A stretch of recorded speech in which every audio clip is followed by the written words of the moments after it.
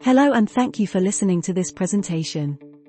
This is the story of how we, the theatre and anaesthetic sustainability team, have in just the past 8 months substantially reduced our carbon footprint using quality improvement.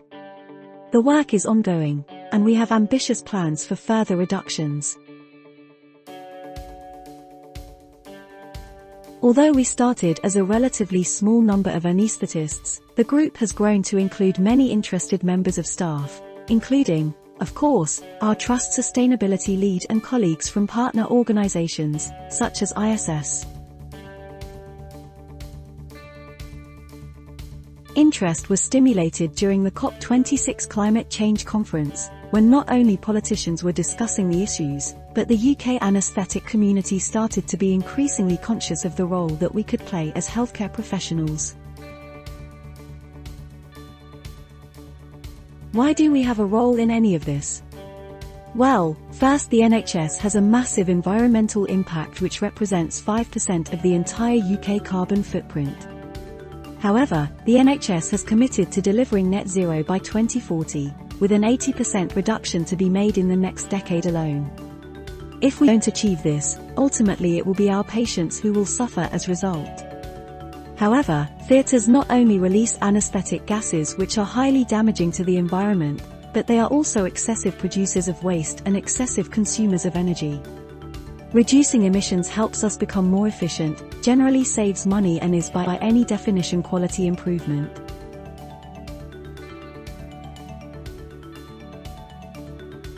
These are some of the drivers that has helped us get towards reducing our theatre carbon footprint. There simply isn't time in this 10-minute presentation, or even space on this slide, to discuss all of the drivers and interventions that we have implemented or are working on. Instead, we will concentrate on 2 avenues of waste reduction: our anaesthetic gas mitigation, and our solid waste strategy. Not all volatile anaesthetics have the same impact on the environment. Desflurane is particularly damaging, with one small 240 ml bottle producing the equivalent carbon dioxide emissions of burning 440 kilograms of coal. In 1 year, we used 64 bottles trust-wide, the same as burning 28.6 metric tons of coal. However, there is increasing opinion that there is little or no benefit to patients from this particular agent, and it is very expensive compared to other volatiles. So, we ran an education program, including journal club presentations of the latest evidence. We consulted our anaesthetic colleagues, and successfully agreed to remove desflurane from the trust in December 2021. By becoming one of the first trusts in the NHS to get rid of desflurane entirely, we have made financial savings, but more importantly we are saving the equivalent of 28.2 tons of carbon dioxide emissions per year. Nitrous oxide is another anaesthetic drug that is both a potent greenhouse gas and an ozone depleter. Although its global warming potential is less than that of desflurane, it persists in the atmosphere for more than 100 years, and because its use is more widespread, it accounts for 75% of the NHS's total anaesthetic gas carbon footprint. Work elsewhere has shown that the vast majority of NHS nitrous oxide is wasted through leaks in our aging pipeline systems.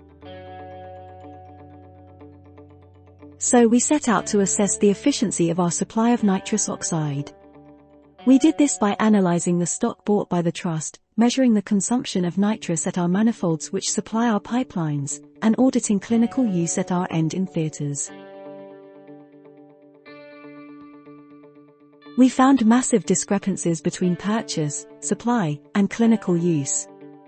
We believe that 87% of nitrous oxide at UHL and 83% of nitrous oxide at QEH were wasted over a 27-month period. That is almost 1.4 million litres wasted, or the carbon dioxide equivalent to burning 414 metric tons of coal. We felt that most of the waste was due to stock ordering not matching clinical use. For example, we were still ordering cylinders of a size that had long gone out of clinical use. We also found an entire manifold at UHL which was supplying just a single anaesthetic machine in the radiology department. That anaesthetic machine has never been used to deliver nitrous oxide. All expired or unused cylinders are vented to the atmosphere by our supplier BOC.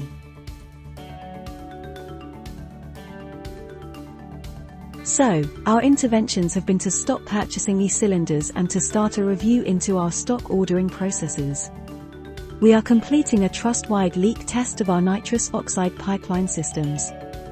We will decommission the redundant UHL manifold, and if we find pipeline leaks we will bypass them. Finally, we are continuing to educate colleagues on the environmental cost of nitrous oxide and promote alternatives. For example, we have meticulously prepared a business case for new total intravenous anesthesia pumps. These are a much more sustainable anesthetic and additionally has some better benefits for patients, such as reduced incidence of post-operative nausea and vomiting and reduced post-operative delirium. Other than our anesthetic gases, theatres produce huge quantities of solid waste on a daily basis. We discovered that what we thought was our recycling was actually being incinerated. With the help of ISS, we also discovered that we were needlessly disposing of most of our waste using orange bags, i.e., the infectious waste stream. This is the most carbon-intensive way to dispose of waste, as it requires an additional heat treatment before disposal.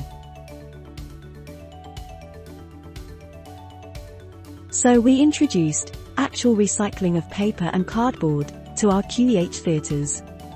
Additionally, we diverted all of our soiled non-infectious waste to the offensive waste stream, i.e. yellow tiger bags. All these changes were supported by engagement of theatre staff and crucially the involvement of our theatre support workers. It has been a resounding success. The same changes are due to be implemented at UHL. ISS estimate that we will divert 15 tons of paper waste into recycling per year. Even more significantly, we'll divert 175 tons of waste from the infectious stream to the offensive stream. These changes are associated with a cost saving to the Trust of around £25,000. However, even more significant are the carbon savings, with conservative calculations giving 90,640 kilograms carbon dioxide equivalents saved per year. The vast majority of that coming from the move from default infectious stream to the offensive stream. That is equivalent to the carbon emissions of burning 45.5 tons of coal per year. It is a highly significant result from some relatively simple changes. There are many other avenues of carbon reduction that our team is pursuing. However, we hope that you can see from this presentation that we have already achieved a great deal. All of these changes have been to the benefit of our patients without any reduction in the quality of service that they receive. Key to that has been collaboration with colleagues, utilizing evidence-based information and using good quality improvement methodology. We hope that this work might inspire others in the Trust to see what they can do in their departments. We are looking forward to working together in our journey toward NHS Net Zero.